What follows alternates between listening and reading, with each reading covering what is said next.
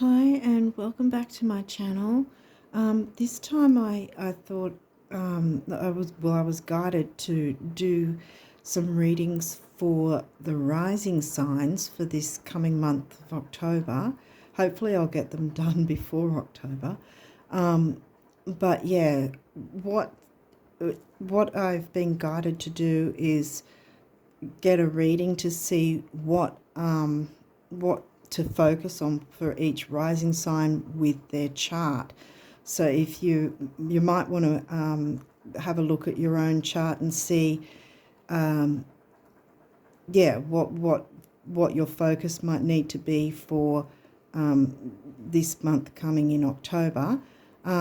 Also, a little note that for anyone who follows topocentric sidereal astrology, if this particular rising sign doesn't seem to fit with your chart, you might want to consider having a look at my other video for the rising sign previous to it. So we're going to start with the rising sign of Aries, and like I said, for anyone that follows topocentric sidereal astrology, then you'd be looking at the Pisces rising, the sign before it. I haven't yet done that video, but once I do, I'll pop the link in this in the description box of this video once it's uploaded. Anyway, so let's get on, and first we'll be looking at this with this deck, the Arcana of Astrology, and get some information from that. And then the next one is going to be, the next deck from there is going to be astrology reading cards. We're going to be working with 7 decks, and after that we're going to look at the numinous astro deck. So we're literally going to use a whole bunch of astrology decks for this, and then we're going to get some messages from the star codes astro. Then we're going to sort of change it up a little and get some numerology guidance cards and see what messages come from there, and then some notes from the universe on abundance. And then we're going to finish it off with some guardian angel messages to see what the guardian angels want us to know at the end. Okay, so let's have a look at, let's get into it and see what messages want to come through. Yeah, I got guided to do this for the last couple of weeks, and I sort of wasn't really sure how to go about it, because it seemed like a big thing for me to try and cover, but yeah, so we'll see what happens. So let's get some messages. Okay, we've got one. Oh, we've got a couple. Oh, wow. Okay. Oh, goodness, that many. Okay, well, let's have a look what's come through already. Okay, well, I'll flip them over like this. What have we got? We've got Leo. So I don't know if I mentioned this was for Aries rising. This one, we're starting with the start of the zodiac. Libra, Saturn, Aries. I might have to look up Aries actually, because I'm not entirely sure. Aries is an asteroid, I think. And Taurus. Hang on a minute. I didn't get the book out.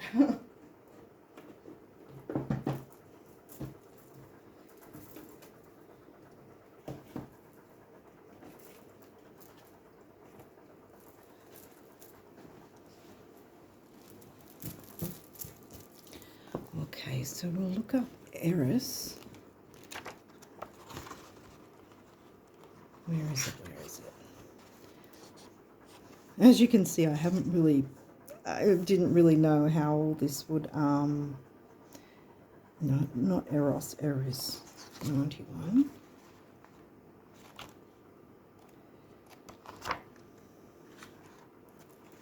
But yeah, I've been sort of nudged to keep it hasn't gone away, so obviously I needed to do this for some reason. So let's start. We've got Leo,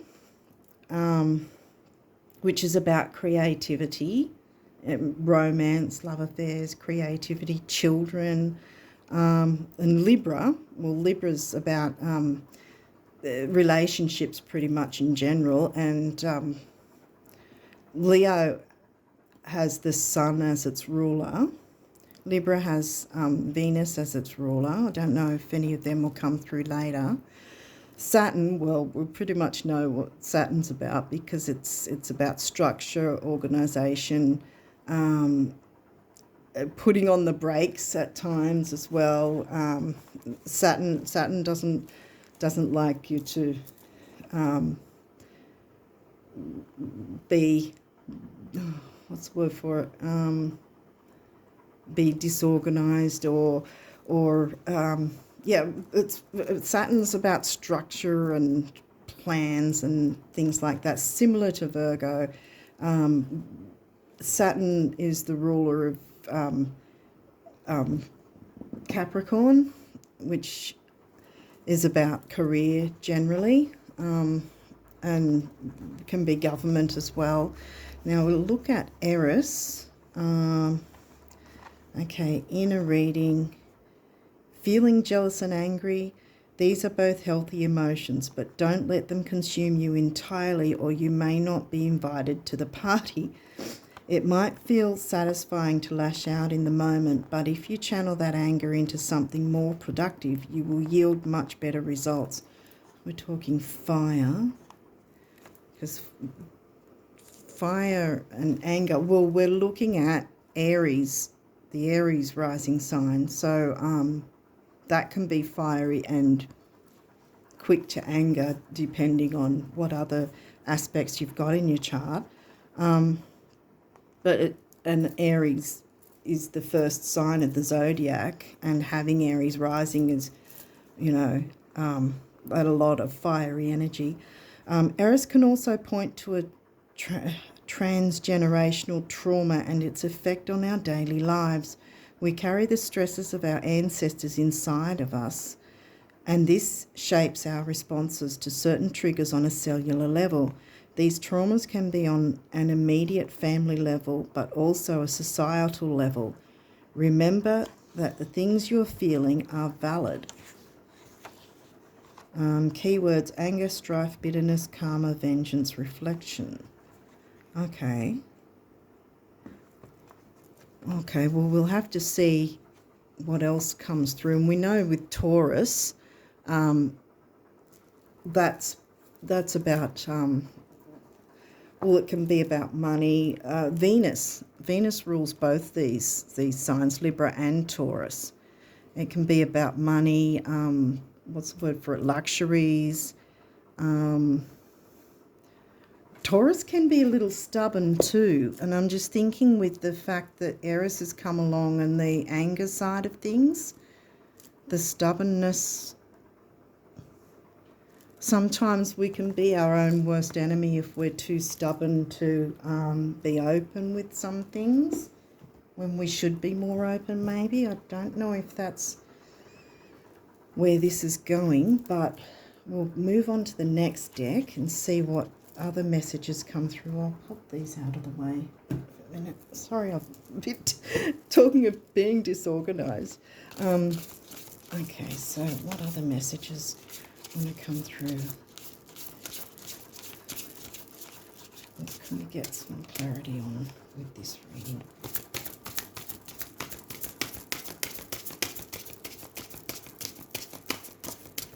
What messages want to come through here? House card, 7th house. 7th house, that makes sense because Libra governs the 7th house. It's got a bit of writing on it, so we'll read up the writing. I don't know if you can see that. My camera doesn't always pick it up very well. Anyway, this area of your life is about long-term significant partners, romantic, business or family. Okay. Would have thought family is more a Cancerian 4th house, but it's there for a reason. So, well, 7th house anyway is about all relationships. So, like it said, business, family, romantic. Okay, so far we're looking at relationships being, yeah, Libra, 7th house, Venus.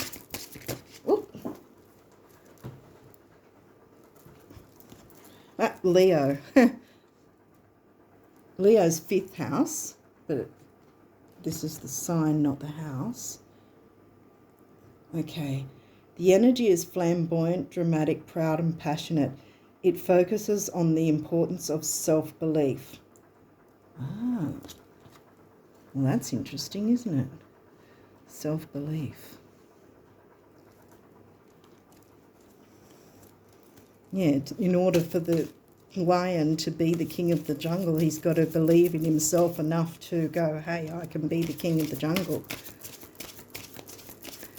And if we don't have that self-belief, we'll be falling back into, feeling overwhelmed with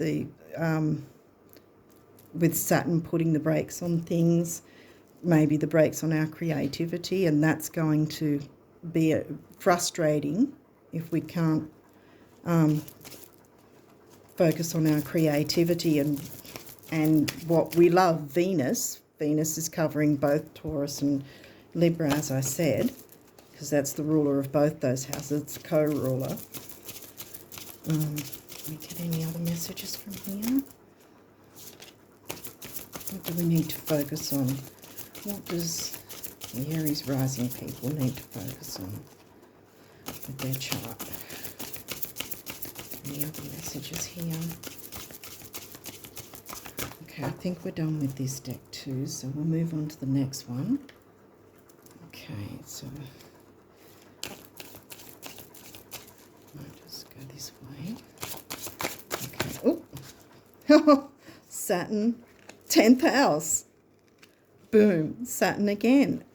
Okay, so you definitely have to look at, because that's what I was going to mention before. 10th house is also where, in anyone's chart, pretty much your MC, which covers your working life, is somewhere on or near the 10th house. Always, the MC is usually somewhere at the top of the chart, of anyone's chart. And as I said, Saturn covers 10th house Capricorn. We've got another one here, which is, they don't have reversals. Square. Aha. Okay. Challenge. Now, I might actually read these two because they've got a bit of writing on them as well. Only thing is, it doesn't really focus that well. I don't know if you can see it. Discipline, structure, yeah. Time, responsibility, tests, ambition, difficulty, restraint, grounding, practicality, self-control, tradition, realism, container, because you can feel contained, bones, because, structure, actual physical bones, Saturn covers that as well. Container, bones, maturity, gravity, scaffolding. Well, the structure of things. And 10th house, reputation, career. Career. Career, responsibilities, achievement, competence, fame, notoriety, standing, authority figures, legacy, purpose, pinnacle, the patriarchy, empire. Ooh.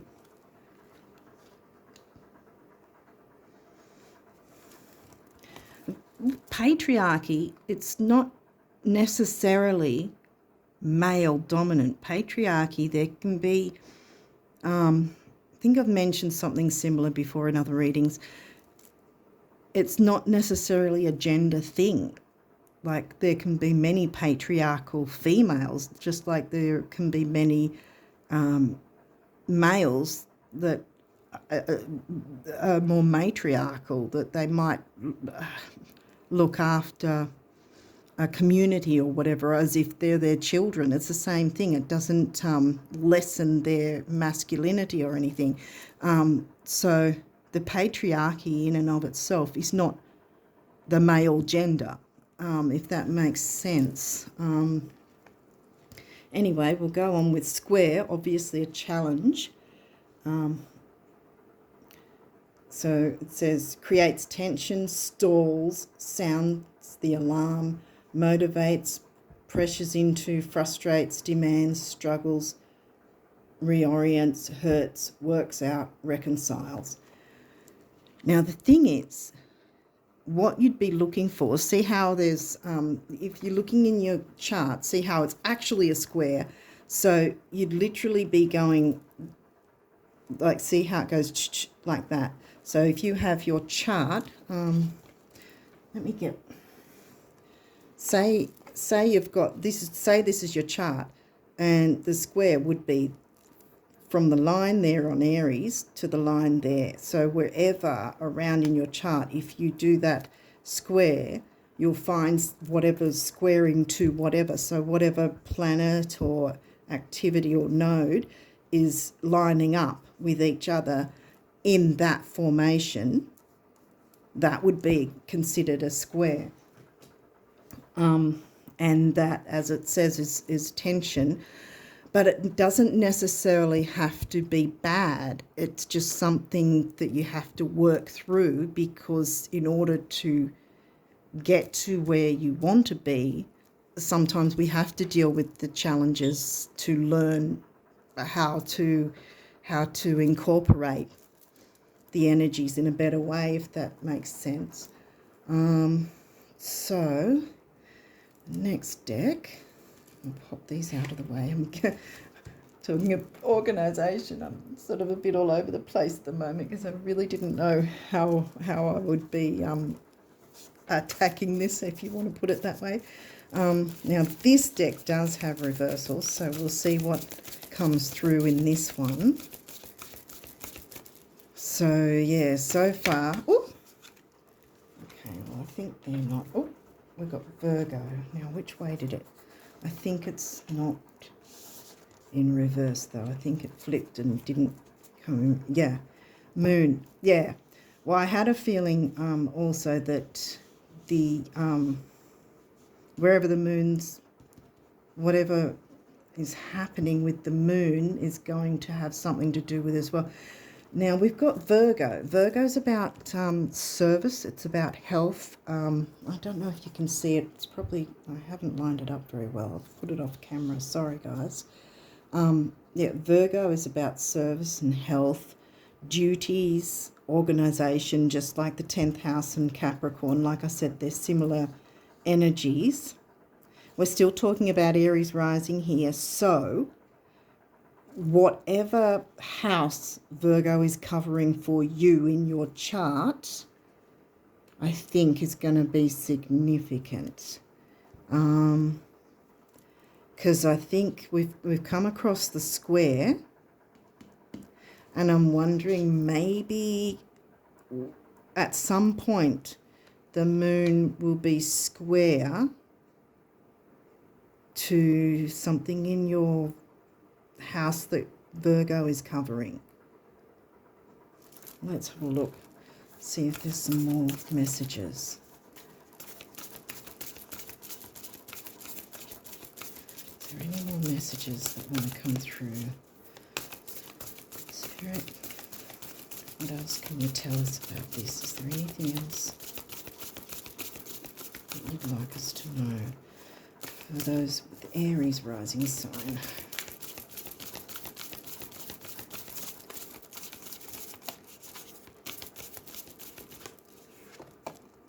Fifth house. Well, there we go again. We've got Leo and we've got fifth house. Because Leo is really the energy of the fifth house, but your chart may not necessarily have Leo as the fifth house, although generally speaking with Aries rising, they've got what's called a natural natal chart, depending on whether you use whole signs, which means every 30 degrees for every single house. Placidus chops into the different houses, so that's a little more confusing if you're starting out trying to learn your chart. But yeah, something to do with the 5th house. I wonder if Virgo might be in your 5th house. Or the moon might, when the moon happens to be passing through your 5th house, and it might square Virgo.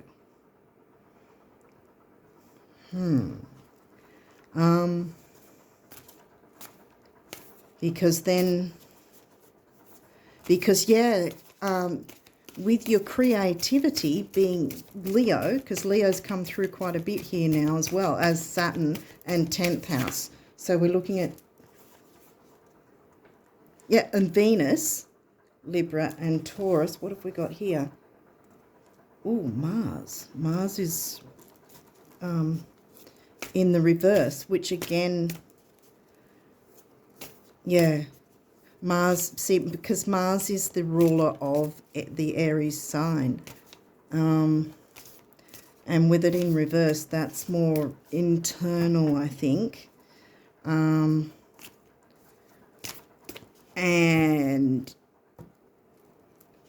if you're not dealing with your feelings with that, it could be a bit too fiery, because you'll feel stuck with Saturn putting the brakes on what you want to do. And as Aries came through right at the start with the anger thing,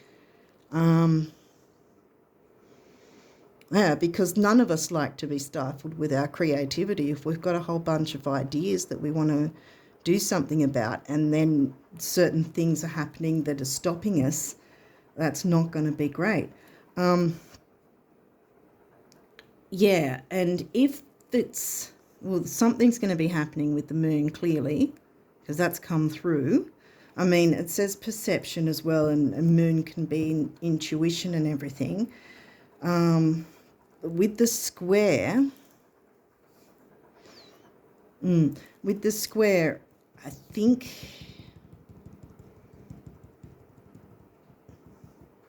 it's got to have something to do with your 10th house, though, because that's come through as well. When astrologers are looking at a person's career vocation, let's say, they're looking at 10th and 6th house. And I'm just thinking,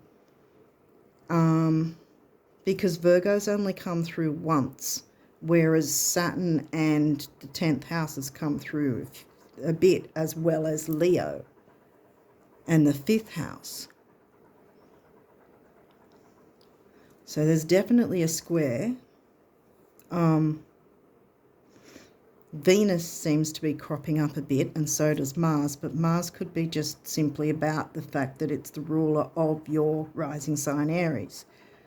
And to try and balance out your anger, try and find productive outlets, I guess you could say, so that you don't blow up and not make good use of the square, because the square is challenging, but it can also help you to learn more about yourself or your situation, so you can work it to your advantage much better. But if you're too much focused in, say, the lack, if you're only seeing what's stopping you rather than being more like, because Leo is kind of easygoing, so is Sag. Both those fire signs are more easygoing than the Aries. Sorry guys, but that's the case. Again, depending on your chart. But yeah, I think I think it's got a lot to do with your creativity. There's too much Leo to ignore that. And I mean, when we're in our creative process, when we're doing something we love, Venus, Libra, Taurus, Venus, you know, when we're doing something we love, if we're stopped from that, if we're hindered from that, it's going to frustrate us. And here we've got Venus came through as well.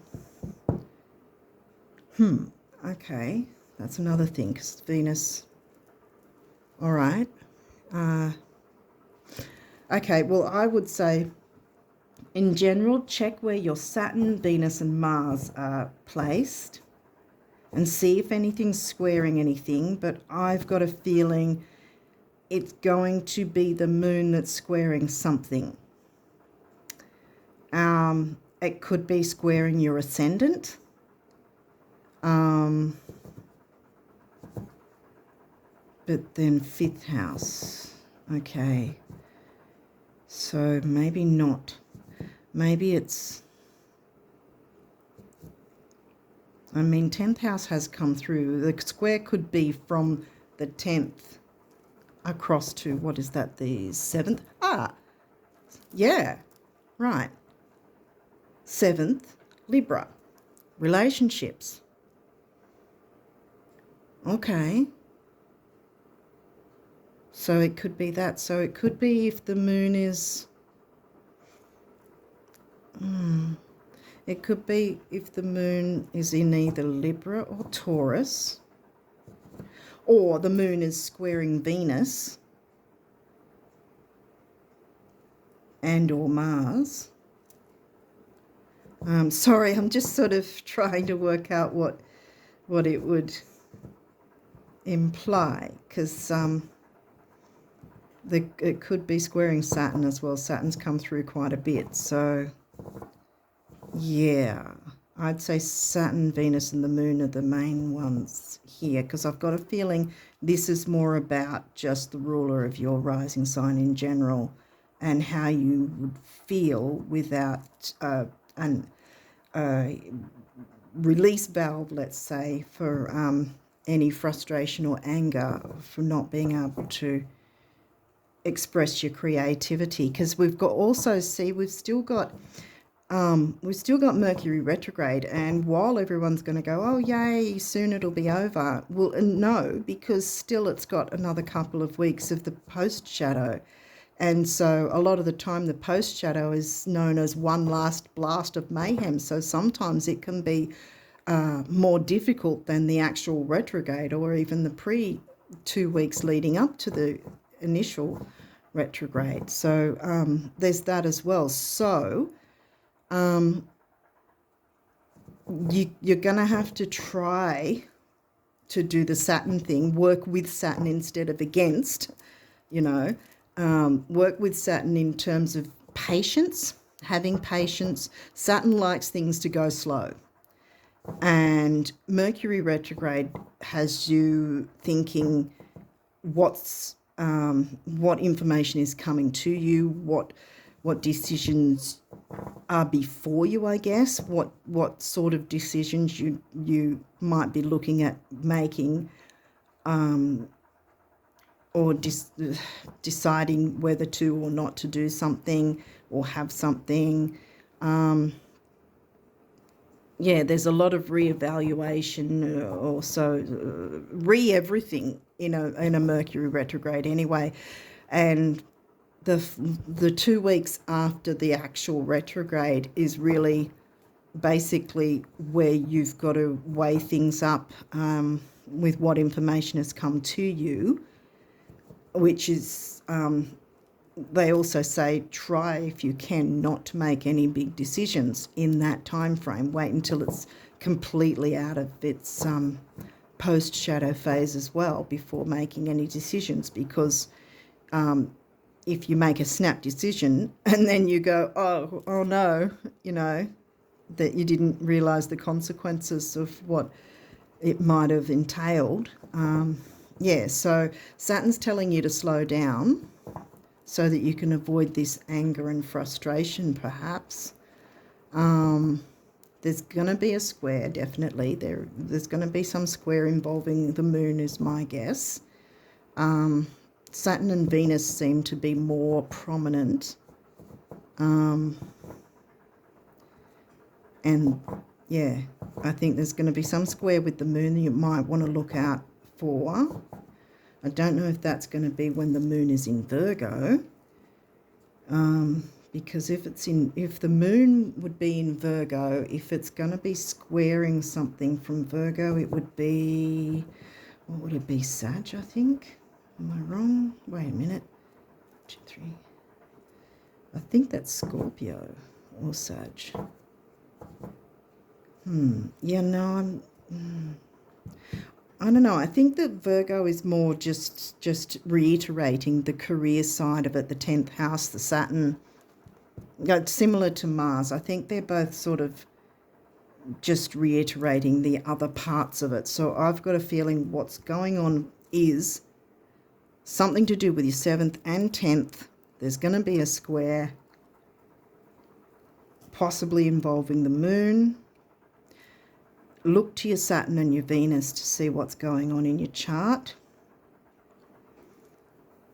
And like I said, yeah, just use Saturn, the Saturn energy of going slow, weighing up your options, trying not to make any rash decisions,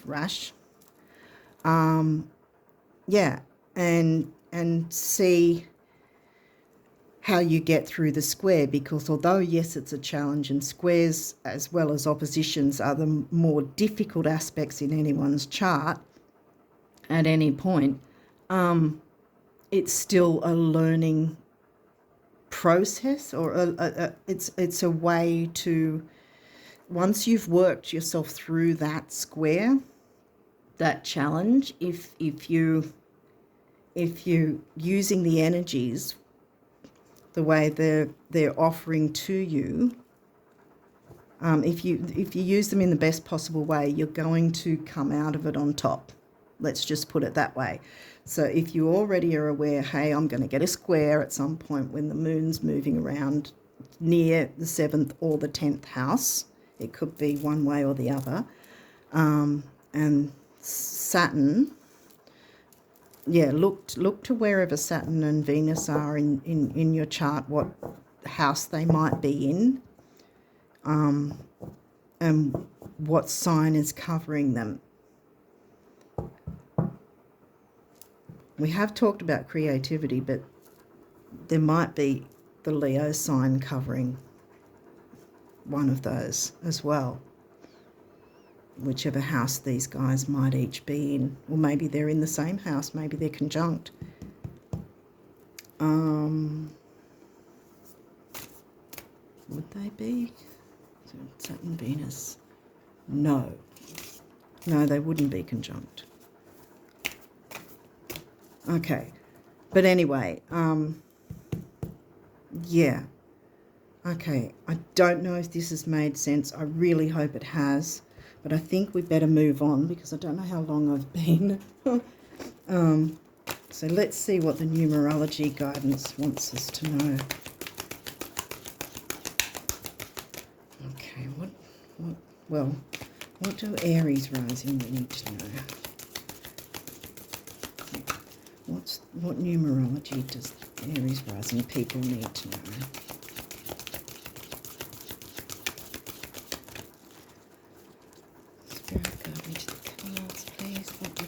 Would you like the Aries rising people to know?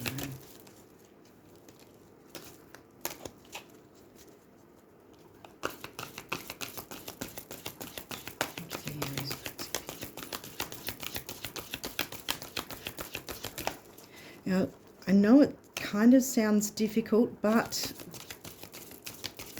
you know, if you can be aware of these energies when they do happen to come through, whether it's a transiting energy or whether it's what's in your own chart, I would look to what's, like I said, Saturn and Venus in your chart, where they are, what houses, what signs the houses are covering, and the transiting Saturn and Venus. Because they could be, see, the thing is, all the planets move around, obviously, all the time. Some obviously slower than others, like, say, Mars moves a whole lot quicker than Saturn, for instance, or Venus. The moon moves every couple of days, pretty much, into a different sign.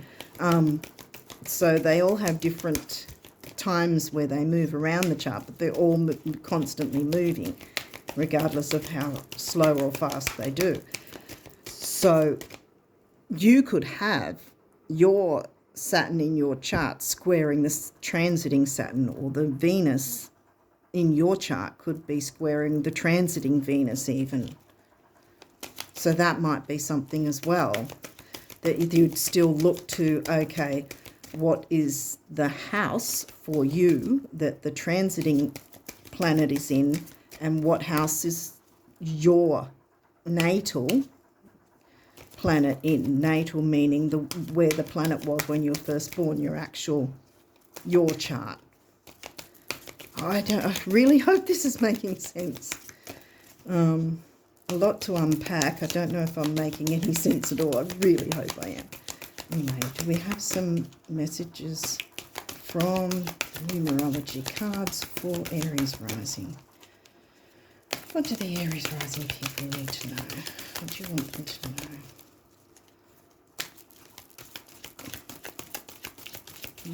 What numbers, numerology guidance can they get? What do the Aries rising people need to know?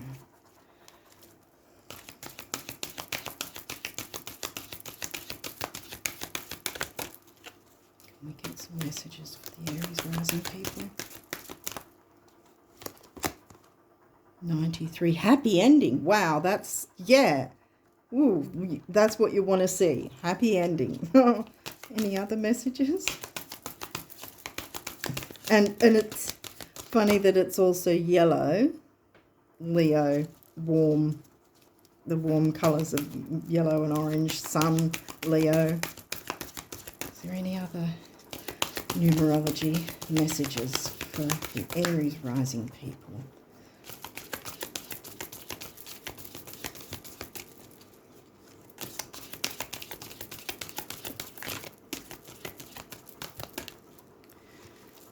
Okay, is there any more messages? Okay, I don't know. Don't think so. Okay. Well, that pretty much covers that. Happy ending. So all is not lost. The bit of difficulty to get through. Let's see what abundance messages from the universe. We got happy ending from the numerology cards. What can we get from the universe? What does the universe want us to know? What does the universe want Aries people to know? What messages do you want the Aries people to know? What do they need to know?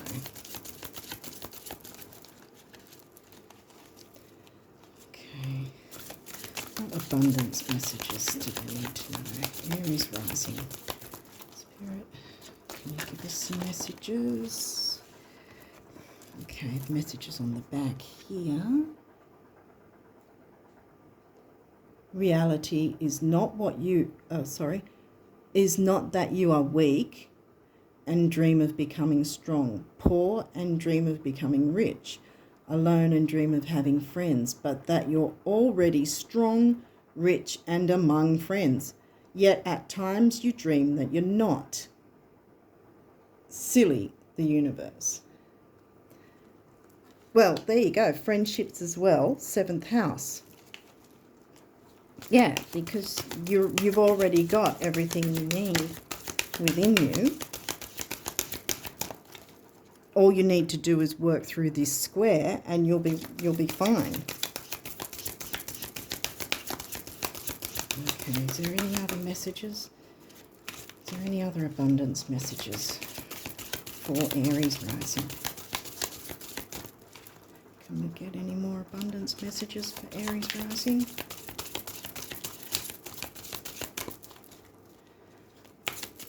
Whoa, whoa, oh, okay. Okay, well, there's a few here now. Wow, this many? Wow, okay. Not having enough money is never the problem, it seems. First, lack is always temporary. Second, change is only ever a few thoughts away. And third, it's not like you haven't performed miracles before. Honey, honey, the universe. I don't know why it says some strange things like that. But anyway, that's Mike Dooley for you and the universe. Okay, the next one says, great big ear-to-ear open mouth smiles are responsible for far more sizzling romances. We've got Leo romance, I said that. Salary increases, life extensions and calorie burning than your dentists, doctors and financial planners will ever comprehend. Show us your tonsils, the universe. It's hilarious. And see sunflower, Leo energy. I know it's for Aries, but yeah. Okay, what's this one say? Sorry about the, yeah. Really and truly, money just isn't that important. Now, before you have conniption, I don't know what that word is. By all means, pursue it, spend it, and roll around in it, but just don't let it become how the rest of your dreams will come true. I know how. Just dream your dreams, the universe. Remember, it's the universe talking to you. So the next one, oh, look, see, butterflies are about transformation. One of abundance's many corollaries is that the brighter your light shines, the more you attract everything. Moths and butterflies, at which point you begin learning what to celebrate and what to let fly on by, or whom. Flame on, the universe. We've got a mountain here. And the cherry blossoms, is it? I think it is. So much more awaits you. There'll come a day when you look back at where you've been and where you are now, where you now are, and call these your warm-up years. More love, more fun, more friends, more laughter, more thoughts, more things, more, lots more. You're so cute, the universe. Sorry. Okay. And last but not least is this one. Okay. Isn't it a hoot? Of all the people in all the world who truly get it, few actually give it to themselves. Whatever it is you want, start. Give yourself compliments, praise, and presents. Give yourself time, permission, and love. Hugs, kisses, and smiles. Winks, laughs, and applause. And I will give you even more. Now, please, the universe. Or is it more? No, it's now, please. Okay. And then, yeah, I see what's going on here. I think you do too. Yeah. There will be a bit of the difficulty, but once you ride through that, you'll be fine because you've got a lot more abundance on the way. So let's see what the guardian angels want us to know. Well, want Aries rising to know. What messages for the Aries rising people? What messages do you want them to know? Okay. There we go. What do they need to know? Oh, gosh, there's a few of those as well. Okay, we've got a few messages here. Manifestation, boom. I don't know, it's not... I'd like to manifest a clear view. Thanks very much. There you go. Manifestation. Believe in yourself. Trust your instincts and follow your heart. For in doing so, you shall manifest all your heart's desires. The life you have for so long aspired to create will soon manifest. Well, if that doesn't tell you, Now we've got a few purple ones here. Balance. Difference is a necessary part of human evolution, and everything in life is comprised of opposites, which together make life whole. If you light a candle in a room already flooded with light, the light of your candle would be indistinguishable from the light which already exists. Because of darkness, we are able to perceive light. Both are necessary. Well, that makes sense. Darkness is what we would see this as, if and it would make us uncomfortable, but moving through it will get us to the light we want to see and radiate with our creativity. Okay, prayer. Dear guardian angel, help me dissolve past guilt or regret. Help me to see that all is always in perfect and divine order. Help me to let go of the fear that I project on my future. Where are we at? I lost place.